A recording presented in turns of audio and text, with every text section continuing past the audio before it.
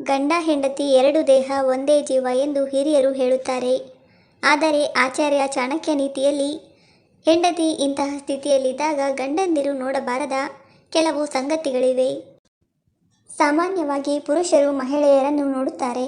ಆದರೆ ಕೆಲವು ಸಂದರ್ಭಗಳಲ್ಲಿ ಪುರುಷರು ಮಹಿಳೆಯರನ್ನು ನೋಡಬಾರದು. ಚಾಣಕ್ಯ ನೀತಿಯಲ್ಲಿ ಆಚಾರ್ಯ ಚಾಣಕ್ಯ ಹೇಳುತ್ತಾನೆ, ಹೆಂಡತಿಯಾಗಿದ್ದರೂ ಸಹ ಆಕೆಯನ್ನು ಇಂತಹ ಸ್ಥಿತಿಯಲ್ಲಿ ನೋಡಬಾರದು.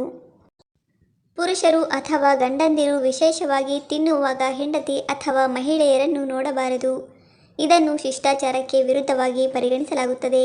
ಈ ರೀತಿ ಮಾಡುವುದರಿಂದ ಮಹಿಳೆಯರಿಗೆ ಅನಾನುಕೂಲವಾಗುತ್ತದೆ. ಅವರು ತಮ್ಮ ಆಹಾರವನ್ನು ಸರಿಯಾಗಿ ತಿನ್ನಲು ಸಾಧ್ಯವಿಲ್ಲ. ಇದರಿಂದ ನಿಮಗೆ ದೋಷ ಉಂಟಾಗುತ್ತದೆ. ಇದಲ್ಲದೆ ಮಹಿಳೆಯರು ಸೀನುವಾಗ ಅವಳನ್ನು ನೋಡಬಾರದು.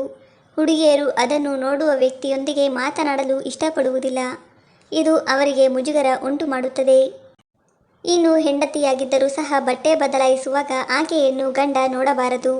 ಇಂಥ ಗಂಡಸರನ್ನು ಮಹಿಳೆಯರು ಎಂದಿಗೂ ಇಷ್ಟಪಡೋದಿಲ್ಲ. ಮಾತೃತ್ವವು ಮಹಿಳೆಗೆ ದೇವರು ನೀಡಿದ ಕೊಡುಗೆಯಾಗಿದೆ. ತಾಯಿಯಾಗುವ ಮಹಿಳೆ ಪರಿಪೂರ್ಣತೆಯನ್ನು ಪಡೆಯುತ್ತಾಳೆ. ತಾಯಿಯ ಹಾಲು ಅಮೃತ.